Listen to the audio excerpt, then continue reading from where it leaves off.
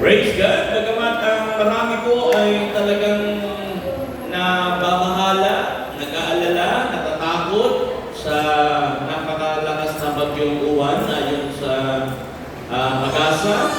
Pero lagi kong sinasabi at dinideclare na mas malaki pa rin ang ating Diyos. Amen?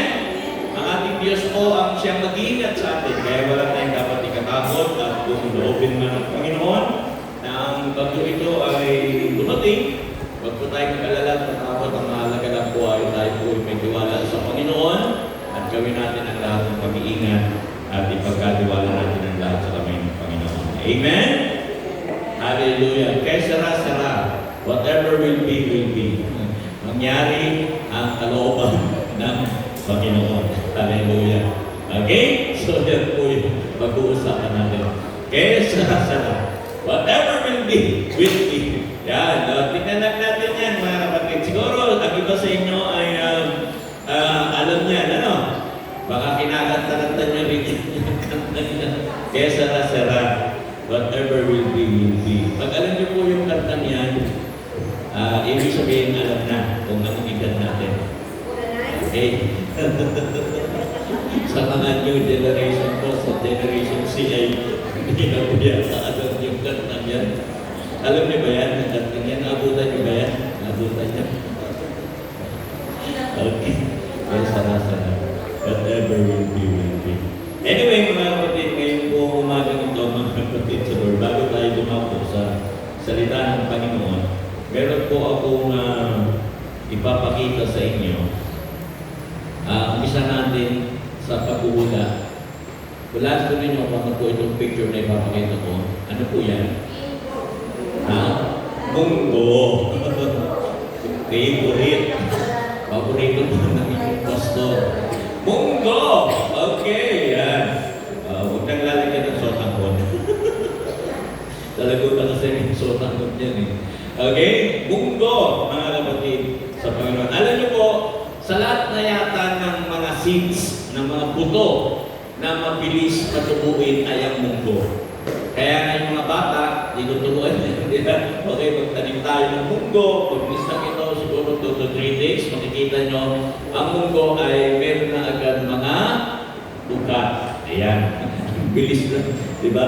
Para kahit yata mababaw ang lupa, o kahit sa tubig lang, pag binabad mo yung munggo, ilang araw lang, makikita mo na yung kanyang ugat. Ayan, pag nagkaugat na siya, ang tawag sa kanya hindi na munggo. Toge. Toge. Pwede nang ilumpia. Okay? So, ayan po yun, mga kapatid sa Lord. Ang bilis lang, di ba? Mga kapatid sa Panginoon. Pero kaya, titignan natin bakit po inilalabas yung pictures na yan at baka connection yan sa ating mensahe na kaya sara-sara. Okay? So, another picture. Meron pa kayo papakita sa inyo. But kung familiar kayo naman sa picture na yan. That's another seed. Okay, isang klaseng buto, muli, yan, inyong nakikita, mga kapatid. Alam mo ba kung ano yung seed na yan? Hindi nyo yan nanasaing itanim. Kasi napakatagal tumubo niyan. Pero yan po ang tinatawag na Chinese bamboo seed. Buto po ng kawayan. Chinese bamboo seed po yan. Matagal po yan, mga kapatid. Pag yan itinanim mo, naku, aabutin ka ng samsyam. 10 bago mo makita tumutubo yung buto na yan, mga kapatid. Alam niyo po, siguro aabutin ng mga ilang taon bago mo makita yung sprout niya, bago siya lumabas. Yun, baka nga minsan nakalimutan mo, may tinanim ka pala doon sa lugar na yun na isang Chinese bamboo seed. Okay. Yan po yun, matagal tumupo. Parang pag tinanim mo, nakakainit. Ano ba, tutubo po ba ito? Mabubuhay po ba ito? Itananim ko, nakakainit, di ba? Minsan sa buhay natin, parang ganyan din. Nakakaranas din tayo ng ganyan, mga kapatid. May mga ginawa tayo, may mga itinanim tayo, may mga sinakripisyo tayo, tapos naghihintay tayo ng resulta, naghihintay tayo ng sagot. Ang tagal. Bakit ang gano'n? Hindi ko sinasagot ni Lord yung pinag-pray ko. Bakit ang gano'n yung parang wala pang ibinibigay si Lord. Di ba? Nakakainip. mga kapatid, sino po sa atin dito ang may panalangin sa Diyos na hanggang ngayon hinihintay mo yung sagot? Wala? O, meron sa chat. Sino sa inyo dito yung nag-pray na, Lord, ang tagal ko na itong pinag-pray, bakit hanggang ngayon wala akong sagot? Wala, Lord. Nag-pray ako na makakasama sa buhay. Bakit hanggang ngayon, hindi pa tumatating? Bakit wala pa siya? Okay? Eh mga ganun, di ba? Yung nag-pray ka na, Lord, kung sino yung will mo, yung God's will, yun talaga ang makakasama ko sa buhay. Pero pinag-pray mo, pero tagal na, wala pa rin. Hanggang ngayon. Kaya minsan, pinabago mo na yung God's will. Lord, whosoever will na, hindi ka God's will. Kung kahit sino na lang. Naku, huwag niyo pong gagawin yun, mga kapatid sa Lord. Minsan, pag naiinip ang tao, ganyan, mga kapatid sa Lord. Bakit po? Kasi sa buhay natin, marami talagang mga uncertainties. Mga pangyayaring hindi mo alam kung ano pa ang mangyayari sa iyong bukas. Diba? May season tayo, mga kapatid, na mga uncertainties. Ibig kong sabihin, ito po yung season of no answer. Lord, tutugunin mo pa ba? Ano bang mangyari sa aking buhay? Kaya nga, mga kapatid sa Lord, dahil naiinip tayo, madalas sinasabi natin, kesa na sira, Lord, whatever will be, will be. Di ba? Sige na lang, Lord. O ano na lang. Pahala na na. Whatever will be, kesa na sira. Okay? Welcome po sa ating mga kapatid na patating. Okay, taga Santa Cruz, kumusta po kayo? Kumusta po ang bahag sa lugar ninyo? Ingat po kayo. Naalala ko po yung mga taga-kapatid natin sa Santa Cruz pagka nagtutumuulan eh. Kasi hanggang ngayon hindi pa umuupa yung baha. Ito na naman. Pag-pray po natin yung ating mga kapatid na taga-Santa Cruz. So, welcome po sa Evangelii ng Panginoon. Tuloy na po tayo, magulang po tayo. Okay, tuloy tayo mga kapatid sa Panginoon. Yan na lang yun. Kaya pag ang tagal sumagot ng Lord, kapag wala na, Lord, nasa na yung sagot? Lord, asa na yung hinihingi ko sa iyo? Bakit hindi ko pa binibigay hanggang ngayon? Ang tagal ko nang pinag-pray, ang dami ko nang sinakripisyo. Di ba? Lord, darating ka ba? Kung wala, Lord, kesa rasa. Whatever will be, will be. Sige na lang. Kung ano na lang po yung ibibigay mo, yun na yun. Pero may umaga, mga kapatid sa Panginoon, hindi natin gagamitin yung word na yan, yung kay sara-sara, whatever will be on a negative defeat. Okay? Hindi natin siya parang magpapaubaya yung, sige, ganun talaga, okay, sige na lang, Lord, sugo na ako, whatever will be. This is not a statement of defeat. Huwag niyo po siyang gagamitin sa salita parang wala na po tayong pag-asa, mga kapatid sa Panginoon. Hindi po siya statement of defeat. Gagamitin natin siya na umaga on the positive side, mga kapatid. Parang ganito, hindi ko man makita yung sagot, hindi ko man maintindihan yung kilos ng Diyos, parang ganon, pero whatever will be, I will surrender to God. Isusurrender ko ang lahat sa buhay ko, isusurrender ko ang anumang sitwasyon sa buhay ko sa isang Diyos na nakakakita at nakakaalam ng aking bukas. Amen? Kaya sara-sara, whatever will be, Lord, hindi ko man nakikita. Kahit parang hindi mo sinasagot yung mga prayers ko. Whatever will be, I will surrender everything, Lord. Yung bukas ko, yung kinabukasan ko, isinusuko ko sa iyong kamay. Kaya sara. Amen? Amen po ba? This is a statement of surrender instead of statement of defeat. Statement of surrender. Pag sinabi niyo po yan sa Christian, bilang namamana ng palataya, kapag sasabihin niyo po yan po ay parang pagsusuko ng lahat sa atin sa Diyos. Amen? Okay lang. Siguro, iniisip niyo yung bagyo. Sige Lord, sige lang. Kahit gaano pa sa kalakas, kahit mag-signal 6, 7, 8, 10, mabot pa yun sa 10, whatever will be, I will surrender everything to you, Lord. So wala na tayo dapat ikatakot. Amen po ba? Ano man ang nangyayari sa aking buhay, sa aking sitwasyon, I know, Lord, ito ay para sa aking ikabubuti. Amen po ba?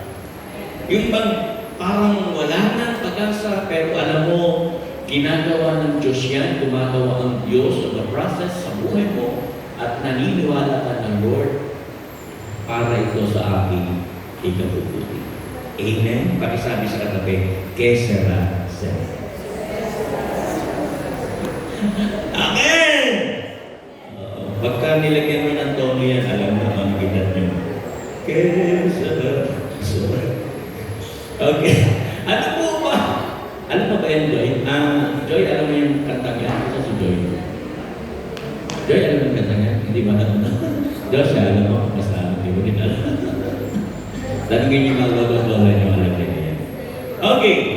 Pag-usapan natin po yung mga uncertainties sa buhay. Okay? Napakarami pong uncertainties sa ating buhay. Mga kapatid. Ito yung mga hindi ko alam kung anong mangyari sa kinabukasan, hindi mo alam ang mangyari sa buhay mo, in the future po, at kasama na dyan po yung business. Okay? Yung business po, mga kapatid, yan yung ating financial stability. Minsan, hindi mo talaga yan mahawakan. Marami pong nagbi-business na nakausap ko na pastor, hindi laging may kita, hindi laging malakas ang business. Tama po ba? Ate, si ate. Hindi laging malakas, di ba? Hindi laging maraming customer. Kahit kahit yung aking kakilala sa Santa Cruz, yung may tindahan niya, biglang bababigay yung tindahan niya. Sinabi niya rin, Lord, hindi laging malakas. Tama ba, Sir President, si Ate Cortez? Alam niyo, yung mga nagbi-business dito, hindi laging malakas. May mga pagkakataon talaga na maduman, walang benta. Lord, isasara ko na ba? Parang gano'n. Di ba? Nagkakataon tayo ng mga uncertainties sa ating business. Kung malakas, praise God. Kung meron kita, pero minsan, walang kita talaga. Okay, akala ng iba ay laging gano'n. Pero, kasama po yan sa mga uncertainties sa buhay. Another thing is, family. Yan po yung mga walang kasiguruhan din sa buhay. Ito yung sa umpisa, magkakasama kayo. Kasama mo yung mga anak mo, andyan yung asawa mo, andyan yung mga mahal mo sa buhay. Nagre-reunion kayo. Wow, praise God. Pero taon-taon, may pagbabagong nangyayari. May nawawala, may umaalis. Parang kulang tayo. Saan napunta yung iba? Saan nakarating yung iba? Di ba? Magkakasama pa kami, mabubuo pa ba kami? Di ba? Hindi mo sigurado. Akala mo, okay siya, malakas, tapos biglang kukunin. Sino po sa ito mga nawala na ng mahal sa buhay? Nawala ng kuya, nawala ng tatay, ng nanay, ng sister. Sino pong nawala na ng mahal sa buhay? Di ba? Minsan nakala mo, nandyan lang siya, lakas pa naman. Tapos biglang, nawawala. Kaya mga kapatid, kung hanggang ngayon kasama pa ninyo ang inyong pamilya, magpasalamat kayo. Amen? Magkatabi niyo po yung mga mahal ko sa buhay. Salamat, hindi ko pa. Sama tayo, sama ko po hanggang 2026. Minsan nakakalungkot pagka gano'n na walang kasiguruhan, mga kapatid. So, hindi natin alam. Hindi naman po sa akin nagpapaalam din. Baka darating ang panahon, iba na po ang inyong pastor. Kasi yung iba sa inyo dito, magpapastor. Tingnan niyo katabi niyo ang pastor pa. Walang kasiguruhan ng pamilya. Tama po ba yun? Okay, another thing is school. Itong eskwela naman. Di ba? Sa ngayon, nag-aaral ka. Pero minsan iisip ko, ano kaya sa mga susunod na kahit na pag-aaral ko, makapagpatuloy pa ba ako ng pag-aaral? Makakatapos pa ako sa aking pag-aaral? Mga kapatid sa Lord, minsan ganyan, certainties, hindi ko sigurado. At nakaranas kami yan sa aming panganay kay Pastor Prince. Nung siya po'y nag-aaral, makakatapos pa si Prince. Buti na lang, ang lakas ng faith ni Sister Franz, na sabi niya talaga, pag pinasimulan ng Diyos, tatapusin niya. Ay, talagang tinapos naman, parang nagtuktor yung aking panganay. 8 years po yan sa college. Hindi ko alam kung saan kinuha namin yung mga pagpaaral niya, pero alam ko meron kaming Diyos. Hallelujah. Kaya, napakabuti, Lord, makakapag-aral pa ba? Makatapos ba ako? Lord, makakapasok ba ako sa college? Meron ba akong pag-tuition? Lord, ano ba? Okay, uncertainties, hindi natin sigurado. And then, another thing, ito po yung bills. Lord, lumalaki na yung bill ko! Lumalaki na, makakabayad pa ba ako, Lord? Diba, mga bills? Isa yan sa mga nagbibigay sa akin ng alternative, Lord, ang dami kong Judith. Diba? Hindi Juday, kundi Judith. Ang daming Judith. Ano yung Judith? Judith. Lord! Bigyan mo naman ako ng pangbayan.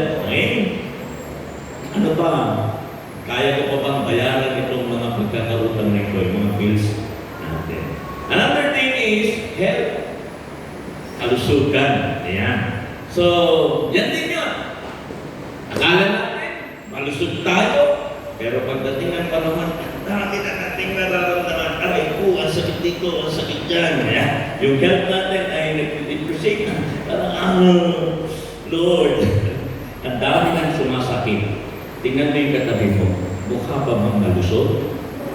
Kaya kung makita mo malusog, ikamayan mo naman. Sabi mo, praise God, malusog ko pa. Okay? Pero hindi laging ganon. Mga kapatid, dumarating talaga yung pagkakataon na pag nagkakasakit tayo, Lord, ano mo ba, aaba pa ba ang buhay ko? Kukunin mo na ba ako? Kukunin mo na ba ang aking mga mahal sa buhay? Yung mga ganon. Pagka nagkakaroon na tayo ng hindi magandang pakiramdam sa katawan natin, Lord, kailan mo ba ako paghahalingin? Di ba? Lord, ano ba? Naglilingkod naman ako sa iyo. Yung help po natin, minsan inaaway ko talaga o inaalog talaga yung faith natin. Kaya nagkakaroon tayo ng uncertainty sa buhay. Then another thing is ministry. Ayan, okay? Kasama po yan. Kasama siya sa mga iniisip natin. Makakapaglingkod ba ako sa Lord? Pag nagpunta pa ako sa ibang lugar, may church pa akong matatagpuan doon, makakapag-church ko ba ako, makakapaglingkod pa ba? Minsan naman, mga kapatid, yung uncertainty natin, ito kaya kasama ko sa church, makakasama ko kaya ito hanggang dumating si Lord. Tingnan mo yung katabi mo.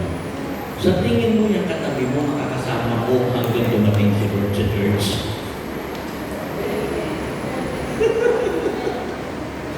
Diba? Minsan nakala mo, okay siya. Minsan akala mo, hindi ka iiwanan. Pag magugulat ka na wala na siya. Iniwanan ka na. Nagpunta na ng iba. Diba?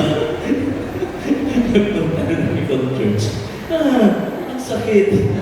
Diba, mga kapatid, ang certainties po yan. Yan po yung mga madalas na iniiyak at sinusugat ng puso ng Mr. Franz.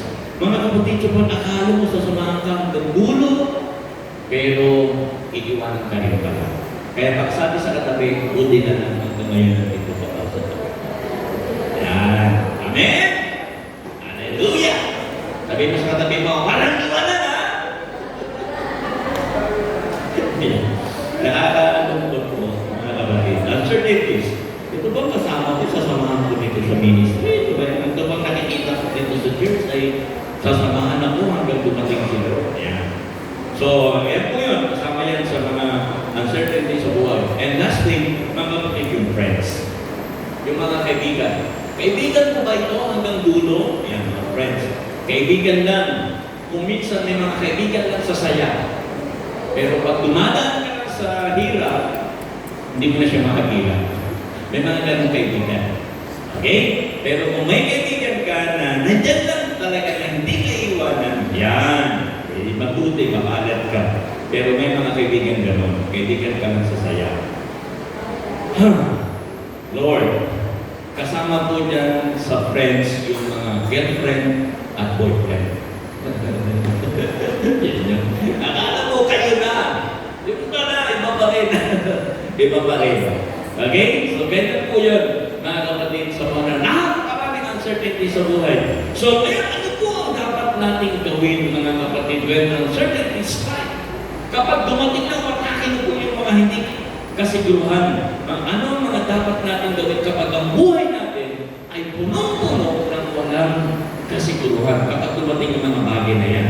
So, tingnan natin, basahin natin ang sinulat ni Pablo, at ito po ang napakasayang sulat ni Pablo, yung talagang joy epistles niya, na kung saan isinulat niya kung siya nasa kulungan. Nakakulong po si Paul, isinulat niya ito sa Efeso, mga kapatid, at hindi niya alam kung siya makakalaya pa. Isa po yung sa mga uncertainty ni Paul, lalaya pa ba ako dito? Okay, pero masaya-masaya po siya.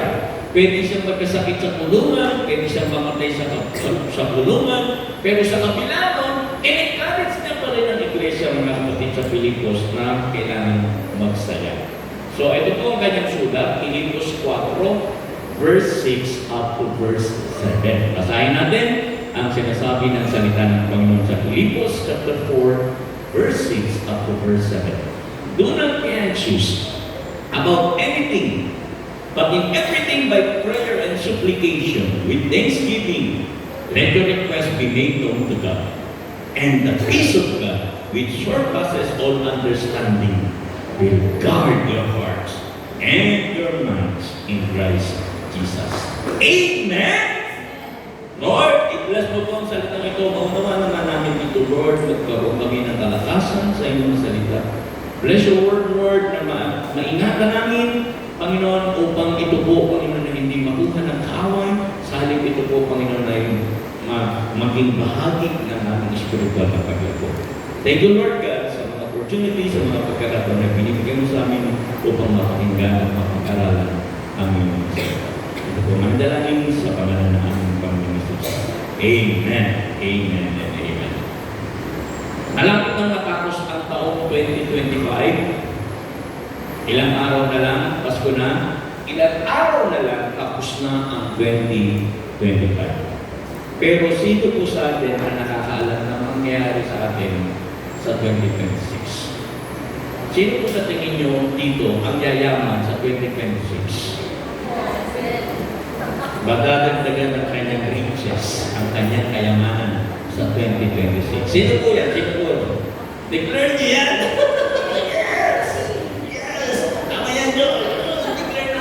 By 2026, magdadagdagan ang aking yaman. Hallelujah. Praise God. Alam niyo mga kapatid, Lord, hindi natin alam kung ano mangyari sa atin by 2026. Sino po sa ito dito by 2026 nangangarap ang kakarating ng ibang bansa? Hallelujah. Praise God. I-spiritualize natin. Sino kaya sa inyo dito by 2026 may involve sa misyon? Diba? By 2026, magiging worker ako ng Lord. Spiritualize namin yan. Alam niyo po mga kapatid, whatever will be. Ano man ang plano ng Diyos sa atin, mangyari nawa. Amen? Kaya sara. A statement of surrender. Basta lagi lang natin isuko ang sarili natin sa Diyos, gagawin ng Diyos ang plano niya sa ating buhay. Kanya po ba tayo? Suko lang tayo sa Lord. Hatiin natin yung verse na yan, binasa natin ngayon sa Philippians 4, verse 6 to 7 sa tatlo. Kukunin natin yung salita pong Ra. Okay? Familiar po ba kayo sa Rar? Rar. Okay. R-A-R. Okay. Unang-una, yung R po, unang-una is reality. Okay. Ano po ba ang reality ng buhay, mga kapatid? So, balikan natin yung verse natin. Ang sabi diyan, do not be anxious about anything, but in everything by prayer and supplication with thanksgiving, let your request be made known to God. Himayin natin ng kaunti ang mga salitang yan sa Philippians 4, verse 6. The word, ang unang binanggit ni Paul, sabi niya, do not be anxious. Ito pong anxious na ito, mga kapatid, yan po ay natural response to uncertainty. Okay? Natural po yan kapag ang isang tao ay nagugulmihanan, kapag ang isang tao ay may mga pag-aalala, yan yung natural response talaga niya, mga kapatid. Hindi po ito abnormal. Lahat po tayo nag-aalala. Parang hindi ko narinig yung amen. Lahat po tayo may inaalala sa buhay. Okay, yun. Lahat po tayo mga kapatid. Kasi may yung mga inaasahan natin kung minsan hindi nangyayari. Kaya meron tayong kasabihan ng expectation groups. Kasi hindi nangyayari. At ang ibinudunot noon sa atin ay legalic. Okay? Nagkakaroon tayo ng anxiousness. Ang Bible mismo nagsasabi na meron ganyan talagang pakiramdam. Kahit noon pa, nararanasan na yan ng lahat ng tao. Amen? Andan po ba kayo? Hindi po yan ngayon lang. Noon pa man, noong panahon pa man ni Pablo, may anxiety na. Diyan kinuha yung word na yun, mga kapatid. Noon pa man, ang mga tao ay nag-aalala na. Noon pa man, ang mga tao po ay may mga inaalala na sa buhay. Hindi lang kayo, hindi lang tayo. Noon pa man, ang panahon ni Pablo, meron ng ganyan. Kaya sabi niya, sa iglesia sa Pilipos, do not be anxious. Diyan po yun. Gusto kong sabihin ito, mga kapatid, hindi po kasalanan, mga kapatid, kung tayo po ay nag-aalala. Pero, mga kapatid, huwag din natin isipin na kapag tayo po ay nag-aalala, lumiliit yung pananampalataya natin. Hindi po yan ang basihan, mga kapatid. Hindi po kita nakakaroon ka ng anxiety, maliit na yung pananampalataya mo. Amen? Mga kapatid, yan po yung realidad ng buhay. Lahat po tayo may anxiety. Tignan mo yung katabi mo. Halata pa. Halata pa ang may inaalala sa buhay. Okay? Natural po yung evidences kapag may mga pagbabagong nagaganap sa ating buhay. Lahat tayo. Kapag yung ano to, yung pinaharap ko ngayon, nagkakaroon ng pagbabago, kaya natural po yung pagbabago sa buhay, kaya natural din po yung anxiety. Natural yun, mga kapatid. So, kung natural po na magkaroon tayo ng anxiety, dapat tama yung response natin.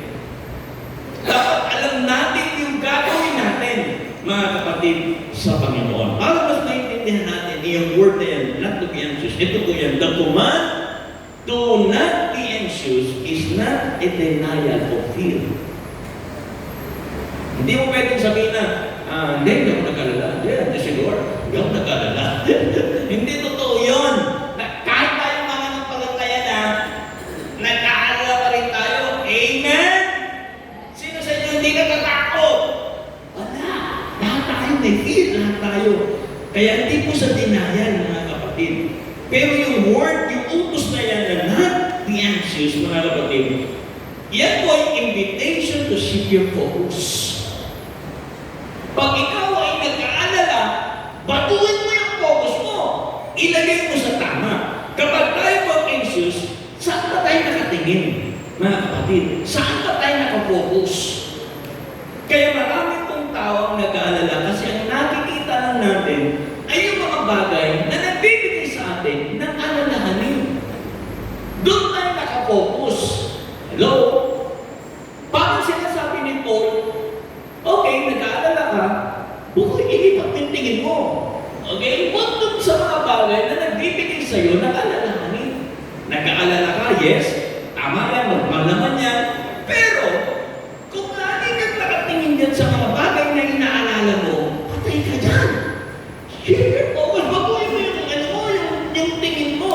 Kaya tayo nakakaranas ng anxiousness, mga kapatid sa Panginoon, kasi hindi tayo nakatingin kung saan tayo dapat tumingin.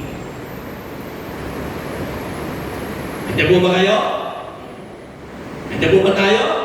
Mga kapatid, kaya yan po yung sinasabi ng ni Paul, mga kapatid sa Panginoon.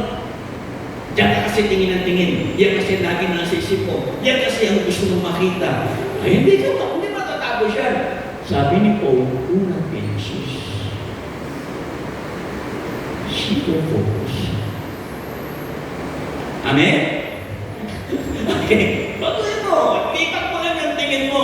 So, paano po yun, mga kapatid? Paano natin i-applyan? Okay, yung susunod kanina, yung up-AR, yung reality, susunod po dyan is anchor. Okay? Kailangan makita natin, mga kapatid, pag meron na pong dumadating na pag-aalala sa buhay natin, mga kapatid, ito po yung sinasabi ni Paul. Shift your focus. Ito yung mga dapat gawin. Ito yung solusyon dyan. Okay, ito po yung mga solusyon. Binigay niya rin sa verse 6 ang solusyon. Sabi niya, but, the word but, nandun ka na sa pag-aalala, but, sabi niya, pag nag-aalala ka, in everything by prayer. Kailangan natin mag-pray. Sino po dito sa inyo dito ang prayerful? Amen. Minsan kasi ito yung nalilimutan ng maraming nag-aalala.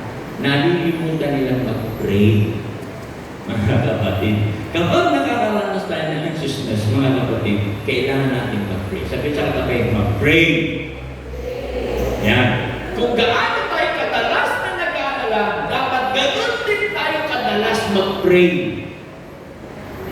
Are you there? Kung gaano kadalas yung lahat tayo nag-iisip natin na nag-aalala, dapat ganoon din kadalas yung prayer natin. Dapat balanse siya. Hindi yun magpag-impang yung pag-aalala tapos yung prayer ang hindi. Kaya tayo natatalo sa buhay. Kaya nga, napakahalagang maintindihan niyo po ito. So ano po bang ibig sabihin ng prayer dyan, mga kapatid? Sa Greek, ang ibig sabihin niyan ay prosotche. Medyo mahirap lang bigkasin sa Grego. Prosotche sa Greek, mga kapatid. Ang ibig sabihin ng prayer na yan is ongoing, tuloy-tuloy, constant communication with God. Kaya pala sinabi ni Paul, pray without ceasing.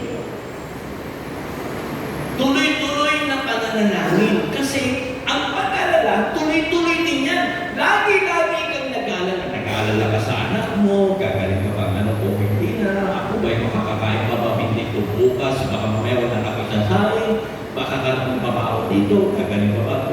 Lagi-lagi yan. So, ang solution dyan, prayer.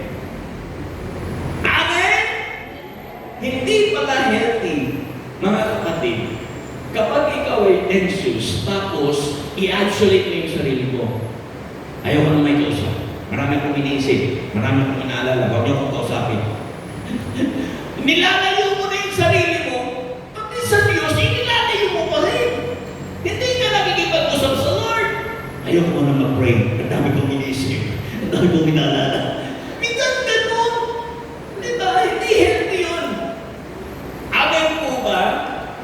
Pakisabi sa katabi, samahan mo ko sa prayer, ha?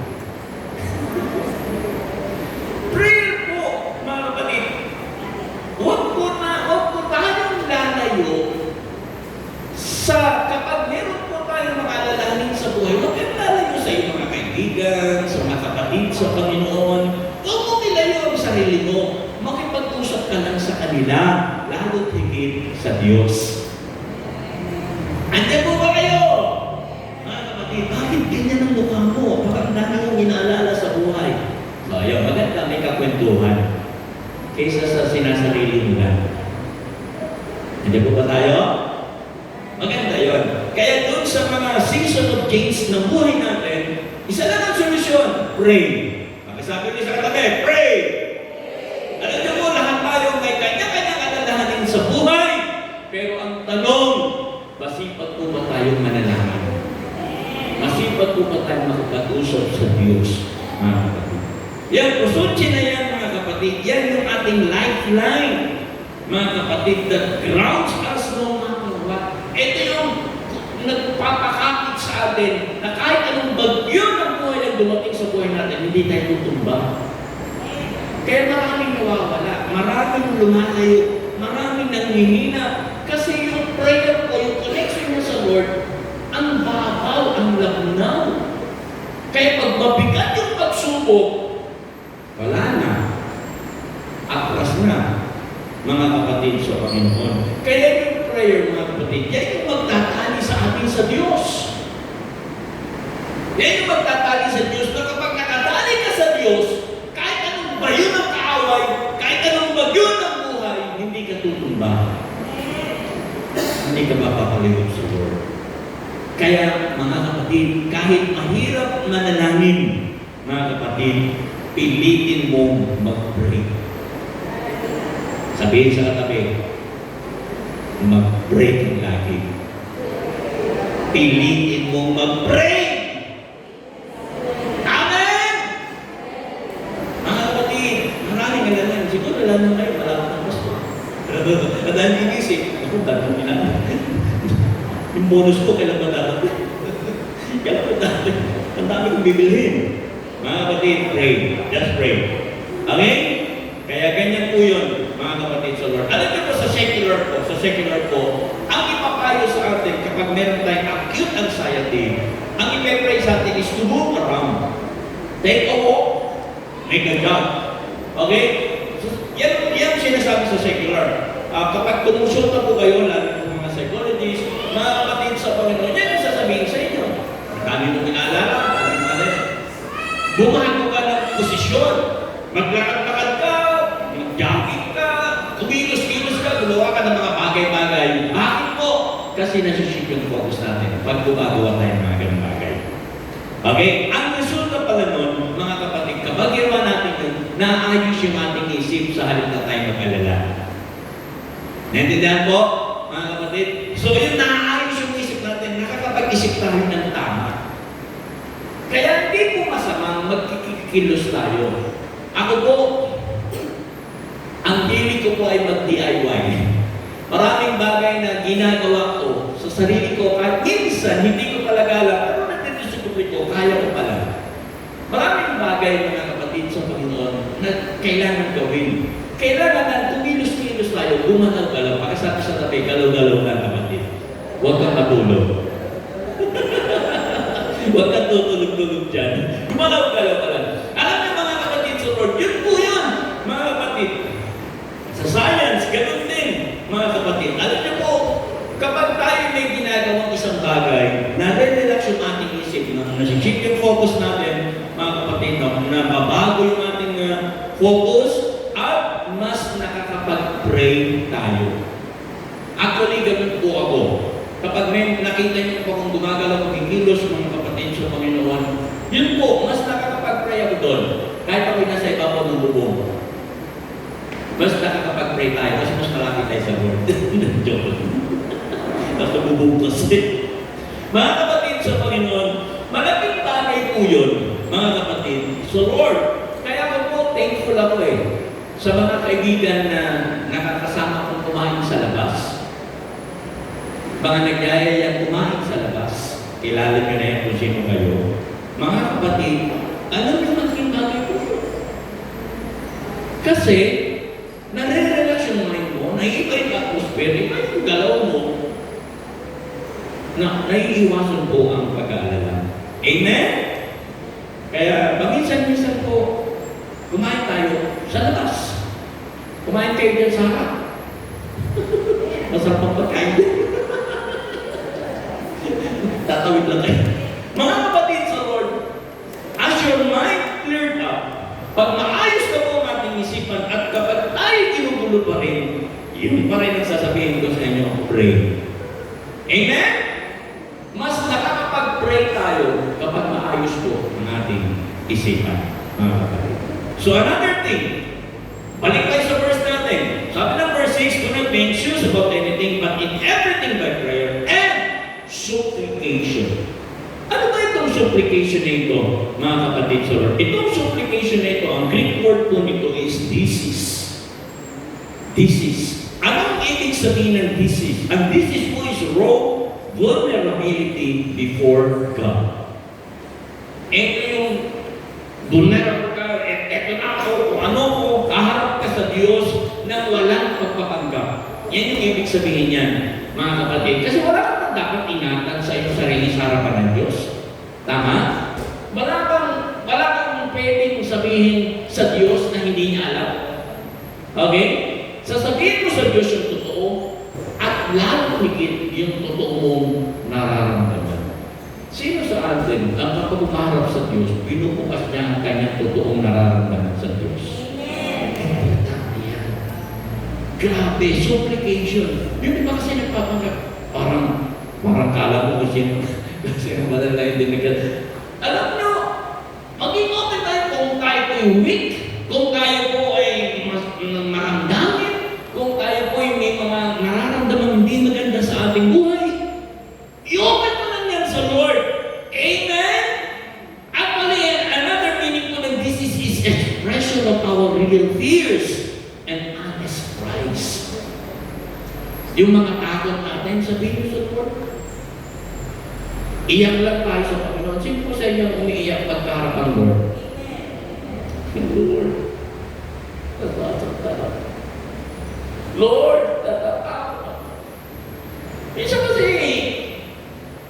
mas pinipili natin na magtago sa Diyos ng ating nararamdaman. Hindi nyo kailangan magtago sa Diyos ng inyong nararamdaman. Sabihin natin kasi nakikita ng Diyos yan, mga kapatid sa Lord. Amen po ba?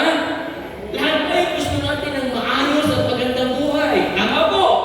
Pero kapag may nangyari hindi na maganda at nagbabago na ang sitwasyon sa ating buhay, nangyayari ang mga bagay na wala naman sa ating plano, natatakot tayo. Lord, kakayanin ko ba? Lord, ano po susunod?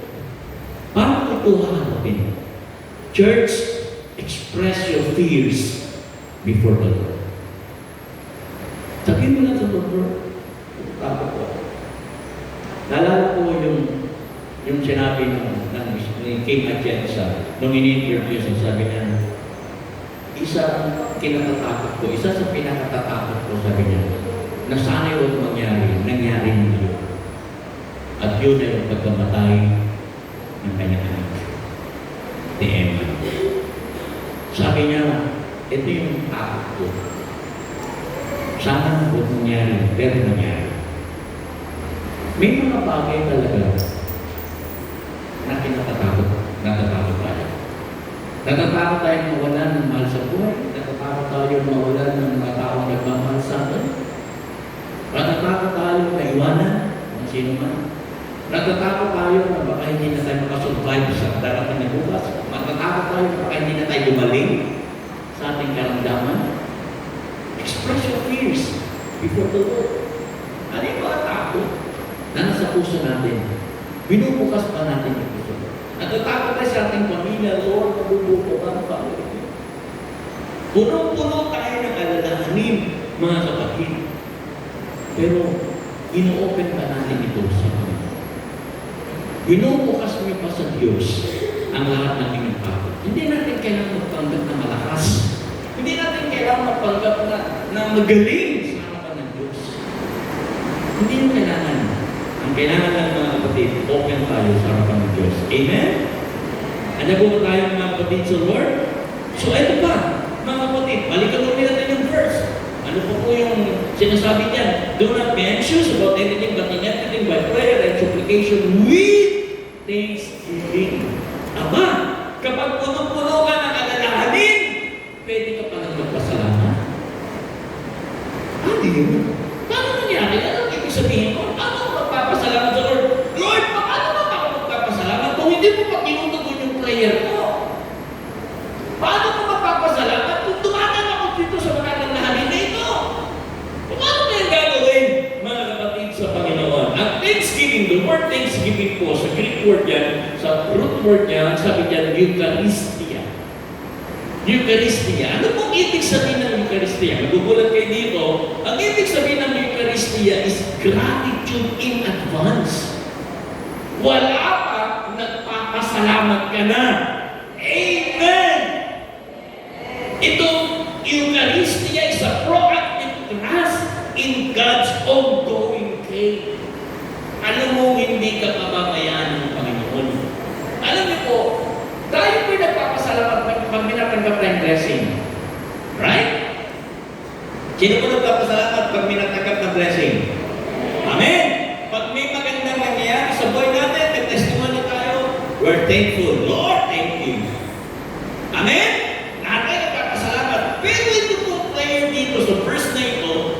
kapatid, this gratitude, ito pong pasasalamat na binabanggit dito ay pagpapasalamat in advance. Ano pong ibig sabihin ng in advance? Parang ito, Lord, hindi ko pa po nakikita ligtas ang nanay ko, ang tatay ko.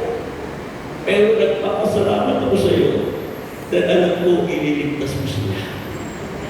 Lord, hindi ko po nakikita ang pamilya ko ay nagkakaisa.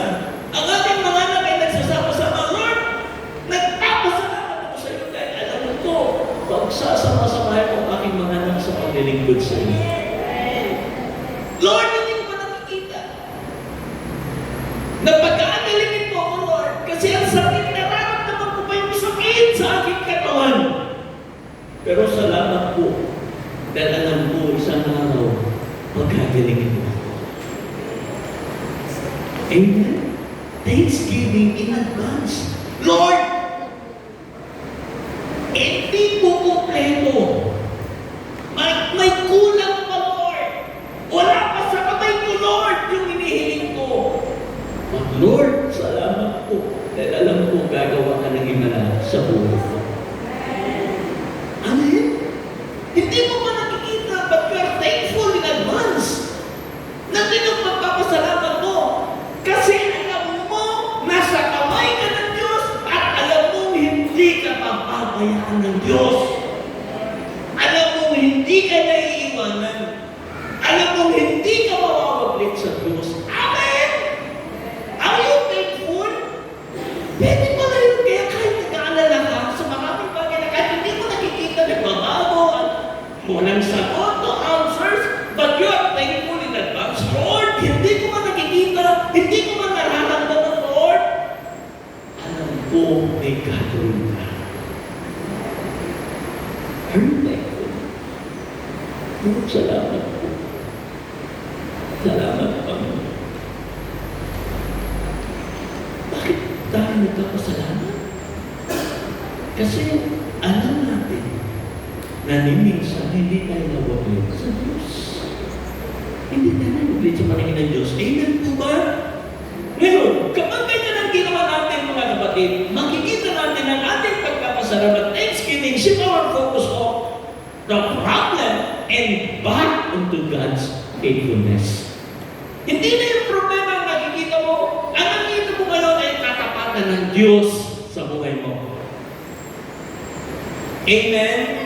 Dakila ka, O Diyos. Katapatan mo'y walang katulad. Hallelujah. Amen po. Yan yung paboritong kanta, special number ng mga pastor. Dakilang katapatan. Mga kapatid sa Lord, grabe! Mga kapatid sa Panginoon, dahil nagtitiwala ka sa magagawa ng Diyos, kahit wala pa sa kamay mo ang sagot, you're thankful. Nagpapasalamat na sa Lord. Lord, alam ko, ibibigay ko yung hinihiling ko. Hindi ko man nakikita pa sa ngayon, alam ko, ibibigay ko. Okay, meron mo ba tayong ganyan prayer?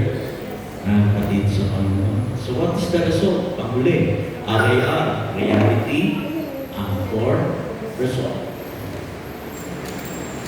So, ngayon, dahil ginawa natin po yung mga bagay na yun, tayo nag-pray, tayo po naging open sa Panginoon, tayo po naging thankful, nababago ba na ng sitwasyon? Mga kapatid, sinasagot ba ng Diyos ang ating panalangin? Hindi po. Ang resulta po ay ito, sa verse 7. Dahil ginawa natin yung panalangin, dahil ginawa natin yung pag-open ng ating sarili sa Diyos, dahil ginawa natin yung pagpapasalamat sa Lord. Verse 7, and sabi ng Lord, and the peace of God, which surpasses all understanding. Hindi mo maintindihan. Wala pa, Lord, pero grabe yung kapayapang nilagay mo sa puso ko. Hindi ko maintindihan, hindi ko magawa kung bakit ako may payapang, bakit ako payapang na ganito. Will guard your hearts and your minds in Christ Jesus. Amen. That's the result. Hindi man tinuto ng Diyos, ayon sa gusto mo, yung iyong mga panalangin, panalangin, mga kapatid, still, mga kapatid, may better result pa rin tayo. At yun ay ang kapayapaan mula sa Diyos. Amen po ba? Ang yung kapayapaan, Lord. Alam ko yan. At ang peace of God, the state of inner calm or tranquility. Hindi ka na napapagkakuli, hindi ka na nag-aalala. Dahil alam mo, hawak ng Diyos ang lahat ng bagay. Amen. And that's God's peace shields our hearts from fear and our minds from chaos. Grabe, no? Mga kapatid, peace that will guard your heart and your mind. Hallelujah. Sino po may kapayapaan sa puso? Sino po may kapayapaan sa isip? Ang ganda ng verse na ito, nung binutuloy ko, verse 6 and verse 7, tingnan nyo, so verse 6, do not be anxious about anything. Yung kung anxious na yung sa mind yun sa isip yun, di po ba? Yung pag-aalala sa isip, tama po ba? Mga kapatid, doon siya nag-start, Paul's talking about the mind, anxious. Mga kapatid, nagsimula si Paul sa isip, pero doon sa next verse, tinapos niya rin po sa pag-iisip. Kasi ang sabi sa verse 7, and the peace of God which surpasses all understanding will guard your hearts and your minds. Yung mind na anxious siya, nandun po papantayan ng Lord yun. Amen? Amen po ba? Hindi yan madali, mga kapatid sa Lord. Hindi yan madali. Kailangan lang natin ng pagtitiwala sa Panginoon. So ano po ang pinag-usapan natin ngayong umaga? Do not be anxious. Tabihin sa katabi, do not be anxious. Huwag pag-alala masyado. Okay? Pagkamat normal po yan na response, mga kapatid, sa mga changes na buhay natin. Pero yan po rin ang command ng Lord. Do not be anxious, shift your focus. At paano nyo gagawin yun? It's by prayer, supplication, and thanksgiving. Tatlo lang yan, mga kapatid. Huwag niyo pong kalimutan yan. Mag-pray, i-open ang sarili sa Lord, at pasalamat lagi sa Panginoon. And the peace of God will guard your hearts. Amen. Amen. Amen po ba? Mga kapatid sa Lord. Ngayon, balikan ko na tuloy yung sinabi ko kanina, na pinakita ko kanina ng seed. Yung seed po, mga kapatid, yung bamboo seed, 4 to 5 years po yan bago tumubo. Baka wala na tayo. Hindi ko makakita tumubo yung bamboo seed. Ang tagal naman. 4 to 5 years! Nagtinig ka na puto ng kawayan! Ang pira! Nakalimutan ko na sa ba nilagay sa kapatid ng video. Nakakalimutan na natin, mga kapatid. But listen to this, mga kapatid. Kahit makalimutan mo yan, hindi yan nalilimutan ni Lord. Amen? Hindi nalilimutan ni Lord. Kasi after 3 months po, yung buto na yan ay magiging isang matayo na puno ng kawayan. Woo! Hallelujah! Amen? Paano ba nangyari sa sakripisyo ko? Paano ba nangyari sa tananin ko? Ginawa ko mabuti? Paano ba nangyari? Ang kanal naman tumubo! Pero ang ginagawa pala ng Lord, pinapalalim lang ng Diyos yung aming ugat. Amen? At pag malalim na yung ugat natin, tumubo na po yung mataas na yan, yung 30 meters na taas ng kawayan, na kahit bumagyo, hindi po yan mag-break. Hindi yan tutumba. Yun po yan, pero aangat ulit. Ang kawayan po hindi nawawasak. Nakita na ba kayo ng kawayan sinira ng bagyo? Pwede po siyang bahanin, pwede siyang itumba, ipayukuin, pero pagkatapos po ng tatayo ulit. Ganun siya katibay. Naintindihan niyo po, mga kapatid sa Lord, kaya po yung ating pong mga inaalala sa buhay, mga kapatid, ilagay natin yan sa kamay ng Diyos. Shift your focus. Tingnan mo kung anong gagawin ng Lord, mga kapatid. When you think nothing is happening, baka wala nang nangyayari, mga kapatid, sa tingin mo ba, walang itinuturang Diyos buhay natin? Meron po. Pinapaalalahanan lamang tayo ng Diyos na makita natin kung paano tayo pinuugat ng Panginoon upang hindi tayo mabuwag sa bagyo ng ating buhay. Mga kapatid sa Panginoon, gusto kong sabihin sa inyo ito, God will bring breakthrough in absolute. Kapag patuloy na isinuko ang lahat sa Diyos, diyan tayo makakaranas ng breakthrough sa buhay. Que sera. Whatever will be. Lord, lahat isinusuko ko na sa iyo. Ano man ang plano mo sa buhay ko, que sera. Gawin mo ang gusto mo sa buhay. Amen? Let's all stand. Lumay tayong lahat sa Diyos. Hallelujah. Glory, glory.